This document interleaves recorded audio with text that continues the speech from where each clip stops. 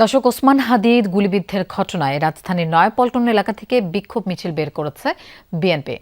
আর মিছিলের সাথে আছেন আমাদের সহকর্মী আরিফিন শাকিল। আমরা তার কাছে যাচ্ছি। আরিফিন, বিক্ষোভ কর্মসূচি তো শুরু হয়েছে, মিছিলও শুরু হয়েছে। সেই মিছিল কোথায় গিয়ে শেষ হবে এবং নেতাকর্মীদের সমাগম কেমন দেখছেন আপনি?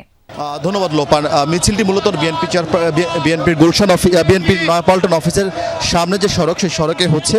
আপনাকে যদি সেই ছবিতে দেখাই, প্রচুর সমাগম বিএনপি নেতাকর্মীদের, বিশেষ করে ঢাকার যারা বিএনপির মনোনয়ন পেয়েছেন সেসব নেতাকর্মীরা, বিশেষ করে মির্জা আব্বাস, তার নেতাকর্মীদের অবস্থানই সবচেয়ে বেশি। এবং সেই সঙ্গে ঢাকার অন্যান্য যে সংসদীয় আসন রয়েছে, বিশেষ করে ঢাকা দক্ষিণ সিটি কর্পোরেশনের সেখানকার আসন ঢাকা ৮, ৯ এবং ঢাকা ১০, ঢাকা ৪, ৫ এই সংসদীয় আসন থেকে বিএনপির নেতাকর্মীরা আজকের এই বিক্ষোভ মিছিলে যোগ দিয়েছেন। এবং তারা বলছেন, এই যে প্রার্থীদের উপর একের পর এক হামলা হচ্ছে, হামলা প্রশাসন নির্বিকার, এবং সেই প্রশাসন নির্বিকার এবং তাদেরকে এখন পর্যন্ত কেন গ্রেপ্তার করা হয়নি সেসব বিষয় নিয়ে তাদের যেই প্রতিবাদ, সেই প্রতিবাদ তারা জানাচ্ছেন। তারা বলছেন যে এর আগে চট্টগ্রামে এরশাদুল্লাহর উপরও হামলা করা হয়েছে এবং ওসমান হাদির উপরে হামলা অনেকটাই পরিকল্পিত বলে তারা মনে করছেন। তারা মনে করছেন বিরোধী মতকে বা বিএনপি নেতাকর্মীদেরকে এক ধরনের সামাজিক যোগাযোগ মাধ্যমে বিএনপি নেতাকর্মীদেরকে হেয় প্রতিপন্ন করার জন্য শুরুতেই কোনো ধরনের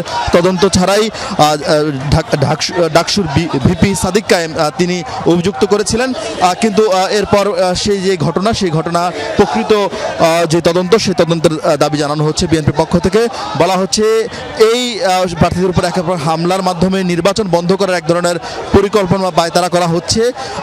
সাধারণ মানুষ বাংলাদেশে নির্বাচন চায় এবং এই হামলা দিয়ে বা এই ধরনের ঘটনা ঘটিয়ে নির্বাচনকে বিলম্বিত করা বা নির্বাচনকে পিছিয়ে দেওয়ার যে চক্রান্ত, তাদের ভাষায় তারা বলছেন যে করা হচ্ছে বিভিন্ন রাজনৈতিক দল।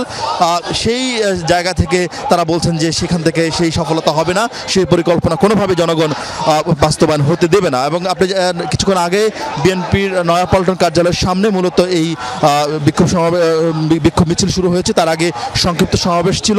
সেই সংক্ষিপ্ত সমাবেশে বিএনপির স্থায়ী কমিটির সদস্য মির্জা আব্বাস, যিনি ঢাকা ৮ থেকে নির্বাচন করছেন ধানের শীষের হয়ে, এবং বিএনপি অন্যান্য সিনিয়র নেতৃবৃন্দ এবং ঢাকা, যেমনটা বলছিলাম, ঢাকা দক্ষিণ সিটি কর্পোরেশন যে সংসদীয় আসনগুলো রয়েছে, সেই আসনগুলোর যারা বিএনপির মনোনয়ন পেয়েছেন তারা এসছেন এবং তারা এসে প্রার্থীদের নিরাপত্তার বিষয়টি তারা বারবার উত্থাপন করছেন এবং প্রার্থীরা যেন ঠিক মতো তাদের পর্যাপ্ত নিরাপত্তা দেওয়া হয় সেই দাবি তারা তুলছেন। এবং বিএনপি নেতাকর্মীদের স্লোগান আজকে শুধু ওসমান হাদির জন্যই মূলত স্লোগান দিচ্ছেন। বলা হচ্ছে ওসমান হাদির এই ঘটনা প্রমাণ করে আসলে প্রশাসন এখন পর্যন্ত আসলে সোচ্চার হতে পারেননি বা সোচ্চার হননি, এবং সেই জায়গা থেকে প্রার্থীদের জন্য, ভোটারদের জন্য সুষ্ঠু পরিবেশ নিশ্চিত করার জন্য সরকারের পক্ষ থেকে দাবি তোলা হচ্ছে, সরকারের যেন দাবি করা হচ্ছে। এবং এই মিছিলটি মূলত নয়াপল্টন বিএনপি কেন্দ্রীয় কার্যালয় থেকে শুরু হয়ে এখন নাইট অ্যাঙ্গেল মোড় ঘুরে আবারও বিএনপির নয়াপল্টন যে কার্যালয়, সেই কার্যালয়গুলি শেষ হবে।